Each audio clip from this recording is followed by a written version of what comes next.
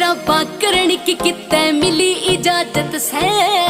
ठौजेड़ी कर पट मेली तेरी रोज की आदत से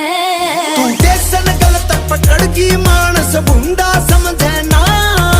ना की खातर लड़या करूं मन गुंडा समझे ना तन तीन जान ते खो देगी या तेरी सरदारी तन तीन जान ते खो देगी या तेरी सरदारी या दुनिया शेर बनी हांडे नू बनना